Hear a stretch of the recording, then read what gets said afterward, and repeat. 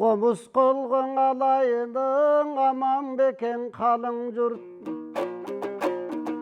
Bugün Aqtangdayda жалгысмын andamese sözümdük. Elti yerde жалпыган geçenemge kıldık biz. Kayrığın ayttık dalaydın. Kançalagan zalqardın baylığın ayttık dalaydın. Zalqarlar ırdap toy gelişken. Te hamman astın canında. Iramandın ırçudu. Başta bergen bul önür. Arslan bekmeden kalıgul. Jengilbegen jengiz yok. Tovul bulu toktogul. Barpatalar baş bolup. Kına bergen bul önür. Bolbosun kançalagan zalqar var. Komuzun kolgun alışkan. Niyazalın atallar. Geçe görüp kaldık gözünü. Bolbosun başta bergen bayırka. Moldo niyaz durmoldu. Birden koşul aytalık. Kançalagan zalqarda. Alar güldötken dalay gordonu. Alar baskan çoң joldu. Alebi geçegi barpın atallar. Alar menen ulangan ulu joldun ulanmak. Bugün Aqtangdayda tuğandarım. Botovay geldi Boston'dan, çoğun ırçı çıkkan jorgodan. Kadimgin oşol muqattın, jerinen ötken turbaybı. Botovay ırçı Kırgız'tın, törünen ötken turbaybı. Ağa göngül burallık, Botovay jönünde kançalap gepti sudalık. Oşol Botovay bayırkın ırçının, kanday bolgondoy sanatı, kanday bolgon karalı. Anı jalpıdan uğup alalım. Жазылып келсін баяғы жамы жұртқа қаран.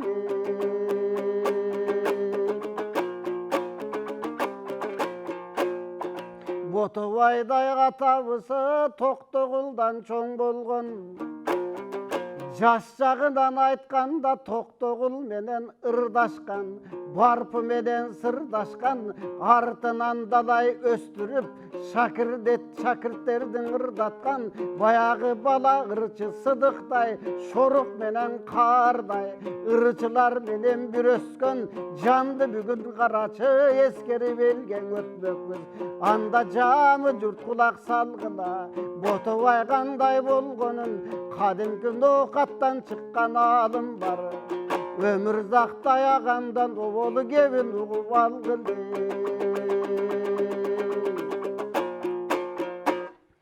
Арбаңыздар, қалың жұрт, бүгін Ботовай келді Бостондан деп, мына жақында бір жақшы Ботовай ақын жөніндегі мықты кітеп шықты.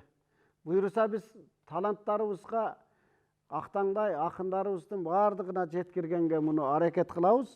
Бұл жерде нечен деген айтыштар, бұл жерде ошол учурундағы Ботовайды көріп қалған инсандардың сөздері, санаттары, термелері қысқасы бардығы қамтылған.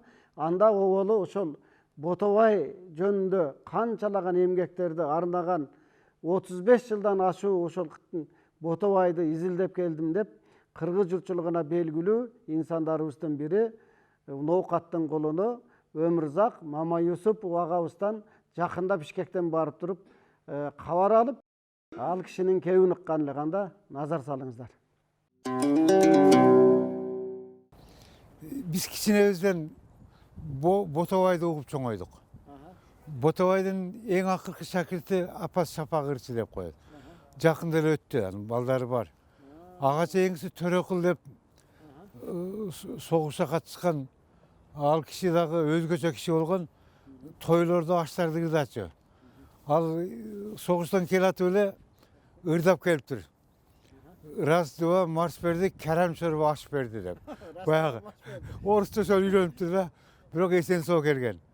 Ал мен тагаларым Таеке деп коет, жакын эле тагам болот. Анын көзү бар үчүн баары айланып качып өтөт эле. Жалгыз мен качпайт элем. Апас Шапактын да көзү бар деп коет эле. Алардан да айланып өтүшөт эле да.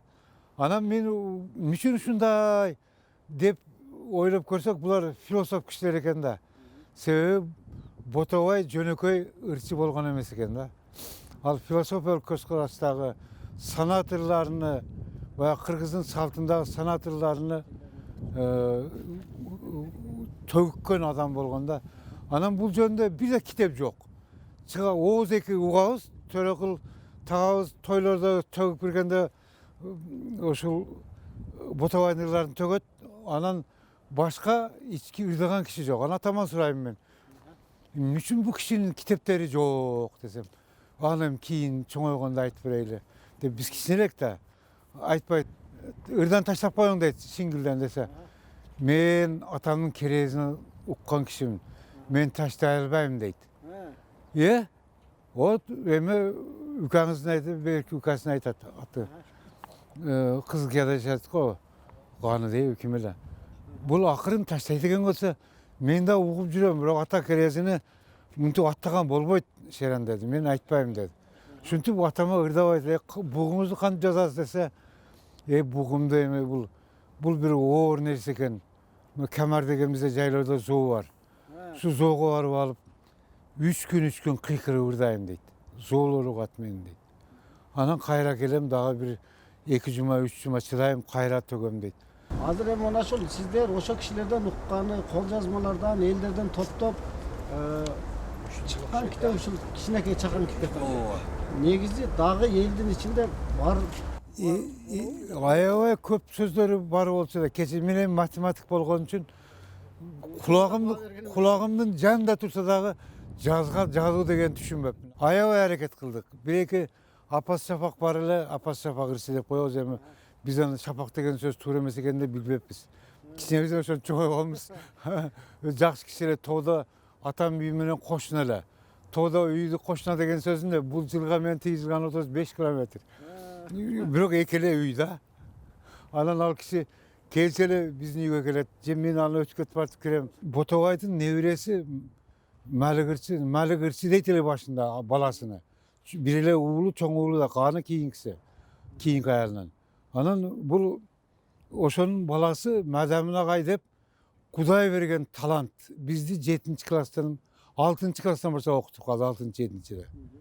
Жаңы мектепке 7-де көчтүк. Ошондо агай айтты, эми деди биз кыргыз оозеки чыгармачылыгынан баштайбыз деди. Кыргыз тил адабият деген өчүрдү дагы мында жаздым мен аны. Ошо Манаста түшүнүш үчүн биз биринчи эртөчтүктү, ушу майда жөө жомокторду ушулардын баарына өтүп турган Манастан баштады. Манас Семете Сейтек. Ошондон бир жолу келатсак агай айтып калды. Деди, менин деди атамдын, чоң атамдын шакирти келиптир деди. Шакиртинин баласы. Бул мынау эме экен. Баягы бала ырчы деп койгон Сыдык ырчынын баласы экен. Ушу баласы Кандаский коргойн дегенби, же коргогонбу. Анан кийин келип мен устазымдын мүрзөсүнө Куран окуганы келдим дептир. Анан Мадамин агай мага мындай жаш ирбей негедир айта берет эле да. Айтты. Ошо чоңго дейм. Ошо бала ырчы деп биз кичинебизден укканбыз. Кийин анан жазгандан бала ырчы эмне экенин айтып жазылып жүрбөйбү? Биз башкачараак укканбыз эми ал. Анан ошентип баягы анан мен деди баягы мазарга алып бардым деди. Куран окуду, анан бир кой соёюн десем болбоду. Үйдө жакшы улак бар эле, улак сойдум. Анан сыйлап жөнөттүм. Кол жазмалардын баарын бердим деди. Анан ушундай изилдептир, Кандаский жазыптыр. Анан ушундай анан баягы бала ырчы жөнүндө мага узун кылып жөө жүрөбүз аяка бияка. Мен эми мектепте окуймун да. Чала түшүнөм анысын бала ырчысы эмне. Ошондо көп нерселерди айтканы жазылбай калган. Бирок негизи кол жазмаларын агай жазып жүргөн экен.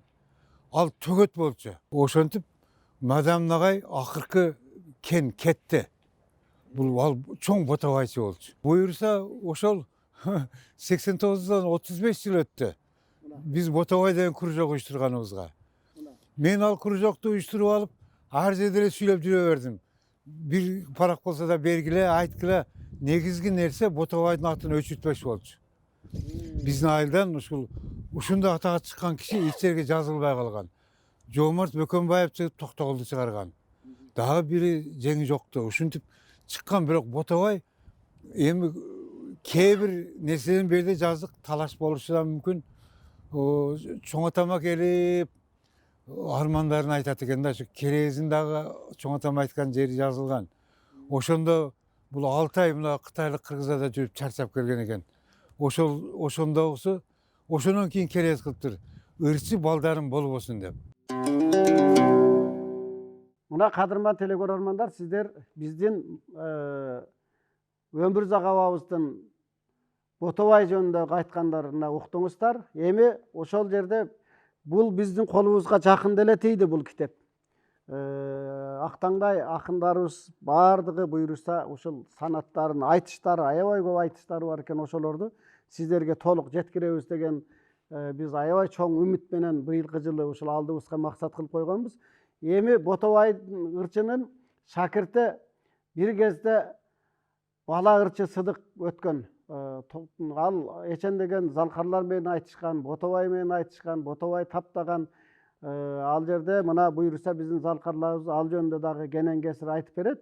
Мен эми ошол Ботобайдын шакирти баларчы Сыдык менен Барпы апыздын экөөнүн бир тойдо айтышканынан кичине үзүндү сиздерге айтып берип коеюн. Ошол Ботобайдын шакирти бир учурда кадимки залкар Барпы менен кандай айтышканына назар салыңыздар.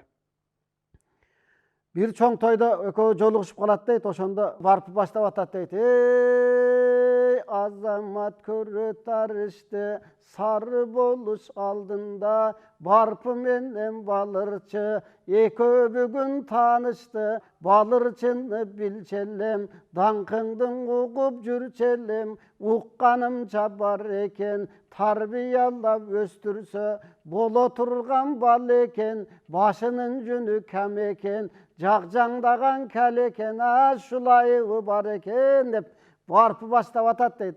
Анда балырчырдап атат дейт. Эй качкан ырчың экенсиң, атагың чыгып сен дагы, Барпырчыны көрсөм деп эңсечиң элем мен дагы, башымдын айтып айыбын, адаштың бир аз сөзүңдөн, ажырап калган экенсиң, Барпы ака акактай тунук көзүңдөн десе, анда Барпырдап атат дейт. Эй тойлорго ырдап барасың, томпойдой болгон баласың, эркелетип ырдасам, балам көнүңө неген аласың, башыңдын элден жашырып, кай жака качып барасың деп Барпырдап атса, анда балырчырдап атат дейт. Эй ырчыда түркүн кеп болот, өзүнөн арким бек болот, ыйык менен жордун дарысын тапса эп болот, ылдый баспай өрдөйсүң, ылажын таап өлбөйсүң, айдыңдан эмес чак түштөн, Барпы ака аңды да дөңдү көрбөйсүң деп атат дейт. Барпырдап атат дейт. Эй чыдабас белең мас бала, чокуңда калган таз гана, чычаласаң калган булат, чачыңды жуламаз гана дейт. Анда аягында балырчы Барпыдан кечирим суроо иретинде тамаша кылып момун төрдөп атат. Эй айтыштан илген үлүшүм, азилдеп чымчып күлүшүм, байкабадың Барпы акаңа менин башымда бар көгүмүшүм деп ырдап тамашалашкан экен бир тойдо. Көрсө бул жерде баягы улуулук, анан устат менен шакирт айрыкча тамаша Барпы апыздын ошол мезгилде көз азиз болуп калганы. Ал эми балырчы Сыдыктын баягы таз экен, ошону тамашалап экөө ырдашкан экен. Эми бул жерде биз мына Ботобай ырчыга келелик. Ботобай ырчыда биз аябай китептеринде бир сыйра карасак сүйүү ырлары, эмгек жөнүндө, кыскасы аябай мындай аттар жөнүндө укмуш терме санаттар бардыгы биздин колубузга тийди да.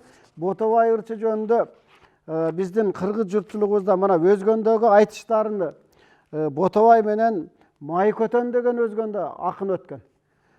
Биздин максатыбыз Актаңдайдын ушул эл журтка ушул көрүнбөй элдин ичинде калып кеткен, казылбай калган казыналарды ушул эл журтубузга алып чыгып беришибиз да максатыбыз. Анан эми туугандар, бул жөнүндө мен Ботобай ырчы жөнүндө эл ырчылары деген санат дастандар, айтыштарды бириктирип бир чоң жакшынакай китеп чыккан бир учурда. Ошол китеп колума тийгенде ал жердеги ошол азыр барпы менен балырчынын сөз айтышын ошол жерден алгам. Бул китепти чыгарган, элибизге жарык көрсөткөн кыргыздын мыкты инсанынын бири Айтылуу Сулайман Кайыпов. Анда туугандар Сулайман Кайыповдун сөзүн угалык. Сулайман абабыз Ботобай жөнүндө эмнелерди айтты? Сиздер дагы кенен кесир бул жерден кабардар болуңуздар. Эл ырчылары деген китептен баштайын. Эл ырчылары деген китеби мурда унутулган акындар деген 2 томдук түрүндө түзүлгөн болчу да. Муну мен 1976-жылы 14 февралда бүтүрүп секторго тапшыргам. Ошол жылы эле талкуу болгон. Эми ал убакта университетти жаңы эле бүткөн жаш бала экенбиз. Баягы романтика деген бар, анан күч кубат бар дегендей. Эч нерседен коркпойбуз, жүрөгүбүз элек. Анан ошондо ушул Кыргызда канча акын болсо, ушу акындык таланты болгон ар бир архивде болгон нерсени таап чыгыш керек деп максат коюп, ошондо изилдедик эле да. Ошондо ар бир кадам сайын эле ушул Ботобай ырчы, Ботобай төкмө, Бостондон чыккан Ботобай деген сөздөр көп учураган да мага. Анан ошол архивдеги материалдарын карап, анан Пайзилла Ирисов деген мыкты агабыз бар эле, окумуштуу фольклорчу, Ошто университетинин профессору болуп жүрүп көз өттү. Мына ошол кишиден да сурап, ал кишини окаттык эле. Ботобай ырчы деген көп учура айтып, Пайзилла эке, бул кандай десем, ошол киши дагы айтып берген да. Ал ошол өзүнүн убагында, ушул өрөөндө анын алдына чыккан болгон эмес. Ал өзүнчө школасы бар, акын болгон. Анын артынан адамдар ээрчип жүрүп үйрөнгөн, ал акындардын пири болгон деп айтты да. Ошондон кийин андан бетер кызыгып, өзүм дагы экспедицияларга барганда ушу Ботобай ырчы тууралуу сурап жүрдүм. Анан кийин Өмүрзак Мамаюсупов, билим берүүнүн эң мыкты адамы, көп ишти жасаган киши, чоң окумуштуу. Ошо кошуна туруп калыбынан кийин, ай, ноокаттык экенсиң, ушу Ботобай ырчы деген бар, Бостондон чыккан Ботобай деп. Анан ал дагы кызыгып аябай, ой, ушундай экен турбайбы деп, бир топ жыйнатып, элдин арасынан топтотуп, ошентип жүрдү. Бирок сааты чыкканда бүтөт экен иш. Анан сааты чыкпады. Бул өзү 80-жылдардан 70-жылдардын аягынан баштап баарыбыз эле Ботобайдын ырын чыгарабыз деп. Ботобай деген ушу чоң акын. Ботобайдай болобу деп жүрүп эле, тамшанып жүрүп эле, сааты чыккан эмес экен, ошону чыгара алган эмеспиз. Ал эмес журналдарга деле жарыялап, ырларын жарыялап койсо болот эле. Ошого деле чама келген эмес экен да. Анан эми Ботобайдын ырларын жыйноо, архивдерден табуу, системага салуу, анан китеп кылып чыгаруу жагы эми азыр колго алынып жатыптыр. Мен муну абдан сүйүнүү менен кабыл алам. Анткени бир кездерде ушундай кылуу менин дагы бир мүдөм болчу. Бирок турмуш деген андай болбойт экен, оюңдагыдай өнүкпөйт экен. Ошол 2 томдук деп атпаймынбы, кол жазма түрүндөгү. Ошол жердеги 100дөн ашык акынды кийин талкуулаганда алып таштаганда, ал убакта идеологиялык мамиле абдан күчтүү эле. Ооба, талкууда абдан катуу. Ооба, ал эми булнун тизмеси тиякта бар. Бул болбойт, муну изилдегенге деп койсо эле ошону менен бүтүп калчу да. Анын өтөсүнө чыгып изилдеп, чын эле Ботобай ушундайбы, Молдокаев ушундайбы, же болбосо Доорон ырчы ушундайбы, Кара мырза ушундайбы, Кал мырза, Солтобай деген мыкты ырчылар да булар. Эми доор. Ошолордун катарында мына сиз жазган ошол китепте эл ырчыларында Каар ырчы деген жүрөт. Дагы тек анжияндык ырчылар жүрөт. Каар ырчы бар, Шоорук ырчы бар. Анан кийин ошол ноокаттан чыккан аялдардан Анаркүл деген ырчы болгон, чоң ырчылар болгон булар. Анан кийин Баткен жакта, Лейлек жакта дагы ичкиликтердин аябай мыкты ырчылары болгон. Чөкөбай деген ырчы болгон. Адагы ошол өзүнчө мектеп жараткан чоң ырчылардан болгон. Адеп чыкканда эле жанагы комуздун коштоосу менен ырдагандар эталон болуп калган. Ошондой калып. Демек, төкмө ырчы болсо токтогулдай болуп, комузду шаңшыда чертип туруп, комуздун коштоосунда төгүп ырдайт экен. Ушулар ырчы экен деген түшүнүк пайда болуп калган да. Анан кийин аларга окшобогон жанагы музыкалык аспаптын коштоосусуз эле кулагын кармап алып эле мындай кылып туруп, анан кийин ошо шаңшып ырдай бергендерди жөө ырчы деп атаган. А дегенде улар жөө ырчы экен, комуз жок экен, болбойт деген да. Ошо болбойт деген бир сөздүн менен ушу далай кишилердин тагдыры чечилип калган да. Негизи мына кыргыздын ичкилик урууларындагы ырчылардын бардыгы комузу жок. Эч кандай аспаптын коштоосу жок ырдаган. Нака төкмө ошолор болгондо алар бир теманы алып алып туруп, ошону аягына чейин иштеп чыккан ырчылар да булар. Мисалы үчүн күн дедиби, шамал дедиби, жер дедиби, аккан суу дедиби, анын ошол философиялык маңызын ачып, көркөмдөп, жөнөкөй эл билбеген ушу жөн эле агып аткан суу экен деген табияттын бир көрүнүшүн катардагы адамга ошол бир көркөм дүйнө экен. Ошол ушунчалык шумдук нерсе экен деп сууга жасаган мамилесин өзгөртө турган даражада ырларды чыгарганда. Жүрүп жаткан шамал бар. Шамал. Ушул шамалдын ырдаганда адамдар кийин байкабаган же шамалдан тажап жүргөн кишилер деле шамалды көркөм дүйнө катары кабыл алып калганда. Ушундай деңгээлге жеткен ошол ичкиликтердин поэзиясын биз убагында түшүнбөстүктөн туура эмес мамиле кылып, анан алардын өмүрүн өткөрүп ийгенбиз. Ошолордун ичинен ушу бактысы бар экен. Бир гана ушу Барпы Алыкуловдун чыгармачылыгы жыйналып, башында албетте Медина Эскендеровна Богданова турат, анан Түмөнбай Байзаков турат, Турусбекова турат. Ошолор жыйнап, анан өзүнүн кызы, ошолор жыйнап отуруп, анан кийин Барпыдан бир аз калган экен. Ошо бир азды биз азыр тоодой болгон чоң поэзия деп баалап келатабыз да. Кадырман телекөрөрмандар, мына биздин кыргыздын чыгааны элдин уулу Сулайман Кайыповдун Ботовай ырчы жөнүндө, негизи эле ырчылык жөнүндөгү айткан сөздөрүнө баарыңыздар күбөдөр болдуңуздар. Ал эми дагы бир инсаныбыз. Ал жерде биздин ошол негизги Ноокат жергесинен өзү дагы жаштайынан ушул Ботовайды чыгарсак деген бир жакшы ниет тилек менен жүргөн акын жазуучу дагы бир чыгаан инсаныбыз Мамат Сабыр абабыздын дагы сөзүн кулакташыңыздар. Чын эле бул уникалдуу киши болгон. Анан бир гана эмнеси табигый сурооту болот да. Мынтип айтат элем, бул Токтогул, кадимки эле Тобулут Токтогул менен Барпы менен үзөңгүлөш жүргөн, ошолор менен чогуу жүргөн, атүгөл кээ бир жерлерде ошолор менен айтышка түшүп жүргөн киши экен да. Анан табигый сурооту болот да. Анда эмне үчүн биз Барпыны аябай жакшы билебиз, Токтогулду жакшы билебиз, эмне үчүн анда Ботовайды билбейт эл деген сурооту болот да. Эл журт билбейт, эгер ошондой таланттуу болсо, атактуу болсо депчи, атактуулугунда талаш жок.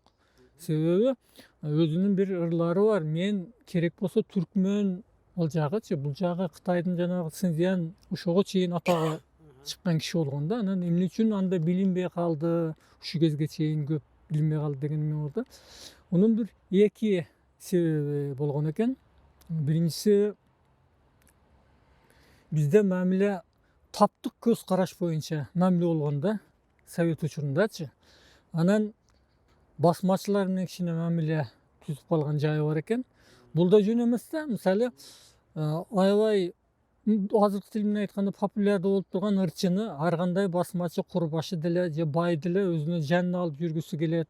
Ошо менен баягы кадыр бар күткүсү келет экен да. Анан ошондо биздин жергиликтүү ошол курбашылар дагы Ботовайды ошентип жанына алып жүрүп, ырдатып, кадыр бар күткүсү келсе керек да. Бирок баягы баш ийип эле эмне десең макулмун деп эмне кылган эмес да. Бир аз жүргөндөн кийин ушундай окуя болуптур. Алардан кол үзүп кетип калган. Кетип калыптыр. кетип калганда анан муну Кайдымбек эле Мойдунбек издетип, киши чаптырып, аяктан бияктан издетип, таптырбаганда анан кийин акырынан үйдөгү 9 жашар баласын алып келген экен. Залогко мындайча айткандачы. Алып келип анан кийин ошо баласынын кийин эскерүүсү бар да. Эми мен дейт Мойдунбекке алып барышканда дейт жаныман түңүлүп эле өлтүрөт деп ойлоп койдум эле дейт да. Бирок эми баягы табышмага да бул эмнечи? Канчалык баягы каардуу, канчалык эмне болбосун Мойдунбек ушу 9 жашар баланы карап туруп, баладан эмне күнөө? Мен атасы менен өзүм эсептешип алам деп туруп, баланы кое бергиле деп кое берген экен да. Ушундай шартта баягы аргасы жок болчу да баягы кишининчи. Алар менен кызматташпагангачы. Анан баягы совет учурунда чыкпай калганын себеби ушундай. Дагы суроо болот, анда эмне үчүн кийин эгемендик болгондон кийин деле чыкпай жүрдү депчи. Бул экинчи жагы мындай. Ал антип чыкпай калгандан кийин бул киши ыдык көрүп калат. Ырчылыгын айынан,чы. Анан кийин ырчылык шул болсо, кишиге бир баягындай бир эмне кадырсый болбосо. жок, кадырсыйго болгон, бирок кордук көрсөң мунун артынан эмне кереги бар деп анан кийин баягы балдарым мен көргөн күндү көрбөсүн деп балдарына насыят кылган экен да. Силер ушуну ишти кылбагыла. Силер дабагыла депчи. Дегенден анан бизде баягы аксакалдын сөзү, атанын сөзү закон да, мыйзам.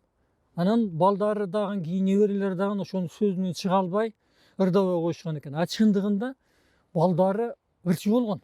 Аларда да талант болгон да. Баягындай атанын убада бергенден кийинчи эмнесинен чыга албай анан байкуштарчы ошол эмнеси айтчу экен уулучу.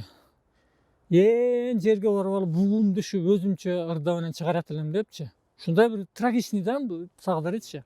Анан эми баягы Токтогул жөнүндө сөз болуп калды да. Биз бекеринен айтпайбыз да, Токтогул менен чогуу жүргөн, Барпы менен чогуу жүргөн алар баалаган депчи. Мен бир эле мисал келтирейин. Бул Ботобай 15 жашынан ким бал ырчы деген ырчыны Сыдык ырчыны ээрчитип жүрүп өзү мененчи тарбиялап эмне кылган да. Шакирт алып жүргөн да. Анан бир жолу анан Токтогул келип калып ошо бал ырчынын жөндөмүн көргөнгө. Көрүп ушу балаңар тың бала экен, мага бербейсиңерби, мен ушу ээрчитип жүрөйүн дейт да. Өзгөндөгү бир чоң тойдо. Ооба, тойдо. Дегенден анан кийин ошондо аксакалдар эми бизге аябай сыймык бул баланы алып жүргөн. Бирок мунун өзүнүн шакирт устаты бар. Ботобай деген ээрчитип ушинтип жүрдү эле десе, Ботобайбы? Мен билем да Ботобайды. Анда болду, мен сөз жок деп туруп, экинчи эмне кылган эмес экен да, кайылган эмес. Бул өзү токомдун баягы баа бергени болуп атат да. Ушунчалык чоң акын болгон, төрт тарабы төп келген Токтогул дейт. А Токтогулга салыштырмалуу Ботобай ырчандан бир канча бир 4-5 жаш улуураак деп айтылат. Бирок Токтогулдун ушу кыйындыгы Ниязалы турганда мен комуз чертпейм, жеңги жок турганда мен ырдабайм деген сыңары бул жерде да Ботобайга негедир өзүнчө чоң баа берген экен. Биздин бул залкарлардын маданиятынын улуулугу. Бул дагынчы. Бул баягы айтыштардын маданияты болгон. Жанагындай ушундай эле шакирттер тарбиялоонун маданияты болгон. Баягы чогуу кызматташуунун маданияты болгон да. Бул кишилер ошону да көрсөткөн да. Буйруса биз Актаңдай телекөрсөтүүсүндө ушул залкарларды айтыштарын баардыгыбыз, мен дагы өзүм ушул Ботобайдын мына китеби колума тийди. Буйруса терме санаттары айтыштарын айтып чыгам деп аябай далалат кылып жүрөм. Учуру келгенде ырдап дагы сиздерге айтып беребиз. Ал эми дагы бир кыргыздын чыгааны инсаны агабыз айткан сөзгө кулак төшөңүздөр, анда назар салыңыздар. Ботобай жөнүндө кенен сөз болот. Бул эми жалгыз Ботобай ырчынын трагедиясы эмес. Бул ошол кездеги коомдун, ошол кездеги шарттын, анан жана саясий системанын мындай эң ошо саясий системанын маданиятка деген, элдик баягы чыгармачылыкка деген бир душмандыгы болуп калды да. Эми бул жалгыз Ботобай эмес. Жеңи жок. Ат аталбай келди, билесиз. Молдо Багыш ат аталган жок. Абдрайым жана Шама уулу ушундай ат аталбай бар экени, жок экени билбей калган ырчылар көп. Ошо жана Ботабай ырчынын шакирти деген баларчы Сыдык жөнүндө деле маалымат жок болгон. Анан эми Ботабайдыкы өтө трагедиялуу да. Эмне үчүн дегенде муну баягы басмачылык кыймылга катыштыгың бар, Мойдун Корбашынын жанында жүргөнсүң деп баягы анан ошого баягы мындай четтетип коюшкандагы анан кийин муну баягы эл душманы деп камабаганы менен бирок баягы маданий турмуштан өзүнүн баягы өнөрүнөн мындай токтотуп коюшканда анан мунун трагедиясы ушунду. Өзү көзү тирүү кезинде бир азамат чыгып, ай ушул чоң акын, ай ушуну жазып койсок болот эле деп жашырын жазып койгонго бир жараган бир азамат болбой калды. Бул эми баягы ошол Ботабай менен жүргөн замандаштарынын кемчилиги да, мүчүлүштүгү. Анан экинчи жагынан Ботабайчы өзү жанагындай ушундай көңүлү калгандан кийин системаны мындай четке чыгарып койгондон кийин ал өзүнүн баягы эмесин мындай ичтен оргуштап турган чоң талантты мындай бууп салган. Буулугуп жашап өтүп кеткен да. Буулуккан акын. Аз да болсо мына китеби чыкты да. Бирок ошондо сиз башка акындар менен Жеңи Жок, Барпы же Токтогул же башка ошолор менен ырларын салыштырып көрө алдыңызбы? Канчалык? Эми бул ырлары мындай да. Калык Ибраимовдун аябай бир жакшы сөзү бар. Мындай суусундуктун мыкты экендигин билиш үчүн бир чанаш же бир бочка суусундукту ичине кажаты жок, кичинекей жеринен эле билинет деп. Ошол жанагы кичинекей эле жеринен эме алганда мунун масштабы канчалык экендиги, канчалык чоң акын экендиги билинип калат. Мына айталы, Молдобагыч да чоң акын да. Ошо Молдобагычтын жазгандары баягы эл арасында анча мынча сакталып калгандарын жанагы бир тууган жээни Малабек Токтоболотов мыкты жигит экен, ошол чогултуп, аяктан бияктан чогултуп алып келип баягы китебин чыгарып алып койду. Ботабайдыкы ошол Ботабай өзү мындай кыргыз акындар чыгармачылыгы болобу, көркөм өнөр жагынан болобу аябай бир өзүнчө бир чоң мындай бир бийик борбордо ноокат жергесинде эме кылгандан кийин анан ошол жерде ошол ал кишинин улуулугун, бийиктигин көрүп туруп ошол маалында жаздырып калбаган ошо замандаштарынын арманы. Андан чоң арман бул кыргыз адаятынын ошо кыргыз ырчылар поэзиясынын, акындар чыгармачылыгынын чоң бир арманы болуп калды. Себеп дегенде бул Ботабай катардагы ырчы эмес болчу. Ботабай ырчы бул арка менен Анжиянга белгилүү ырчы болчу. Ал өзгөчө мына Анжиян тараптан мына Фергана өрөөнүндө өзгөчө барталган ырчы болчу. Анан эми анын ошол жанагы талантын, улуулугун баалай албаган бул албетте биздин кыргыздардын трагедиясы. Ал эми Ботабай ырчы эмне күнөө? Аны сен деп кодулап турса, сен мындай кылгансың, сен тигиндей кылгансың деп кошпой турса, анан эмне кылат? Анан экинчиден бул көркөм өнөр адамы өзү мындай тарынчаак болот, уялчаак болот. Анан бул Барпы акындын, Токтогул акындын, Жеңи Жок акындын катарында туруп ошолордон мындай кем калбаган акын болчу да. Мына эгемендик келгенден кийин кыргыз акындар чыгармачылыгында бир саналуу гана бир улуулардын, залкарлардын мындай аты чыгып ала турган орду аныкталды. Мына алардын эң башында Арстанбек ырчы турат. Арстанбек жөнүндө.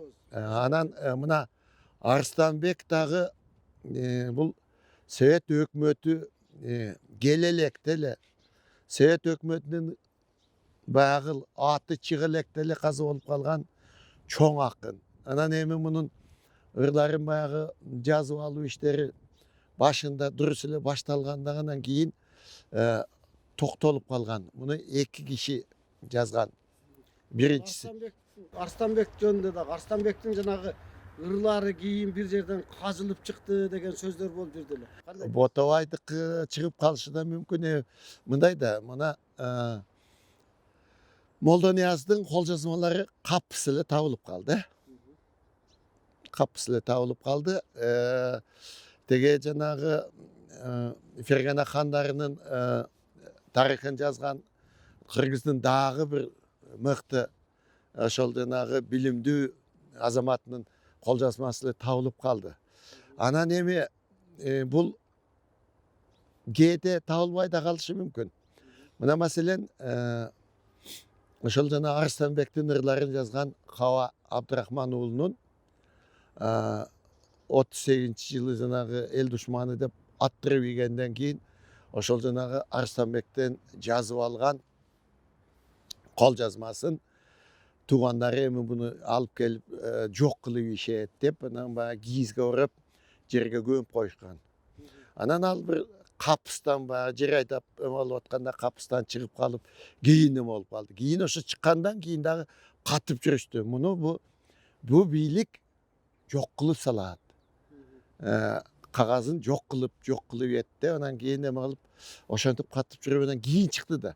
Эми бул эми мындай парадокстар көп эле болушу мүмкүн. Менимче Ботовай ырчынын ошол бардык чыгармасы болбосо дагы эми негизги чыгармаларынын айрымдары табылып калышы мүмкүн. Мына өзүңүздөр көрдүңүздөр.